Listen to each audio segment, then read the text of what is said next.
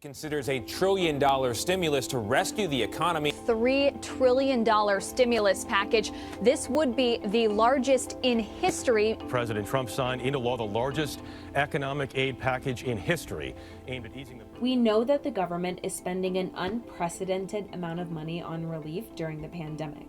But do we know where this money is going, who is receiving it, and what is it being used for? Let's break it down.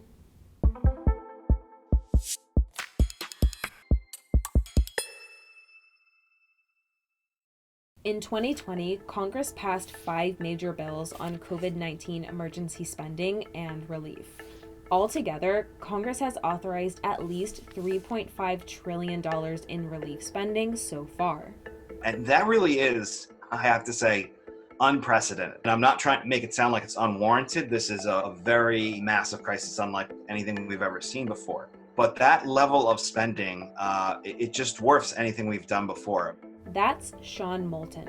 He's a senior policy analyst at POGO who helped build a prototype for the main federal spending tracker in the United States, usaspending.gov.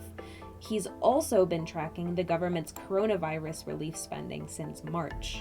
And what we have found is that when you spend a lot of money very quickly, you can make mistakes and wind up wasting some of it. But the other thing that we have seen is that opportunistic people out there will come out of the woodwork knowing that you're spending so much money quickly and that maybe you're not looking at everything. And they will try and defraud the government and take some of that money to put in their own pockets and not to help with the process. As a result, plenty of businesses received funds with little to no accountability. Lots of celebrities, lots of investment banks. Ruth's Chris Steakhouse, Shake Shack. The clothing brand of Kanye West. These greedy companies come in. They should have been stopped. And that, of course, isn't what Congress intended. But the administration came up short in following the CARES Act, the single largest relief bill authorized by Congress. The legislation laid out very specific reporting requirements for the Paycheck Protection Program, which was intended to keep small businesses afloat. Congress mandated that companies that received more than $150,000 in assistance must report back to the government on what they did with that money. And unfortunately, the administration looked at that legal requirement and said, we don't need to do this. And they never set up a system to collect that information. And to this day, it remains probably our biggest blind spot when it comes to the accountability around the COVID spending. On top of not knowing if this assistance was effective, it also didn't go to those who needed it most. When Congress authorized billions of dollars in relief spending, they recognized that some businesses would need more help than others. And that concern seems warranted. This study later showed that Black business owners had a harder time getting federal aid from banks than white customers did. So to assist those who were already falling through the cracks of the financial system, Congress specifically wanted the Paycheck Protection Program to address the needs of women, minority, and veteran-owned businesses.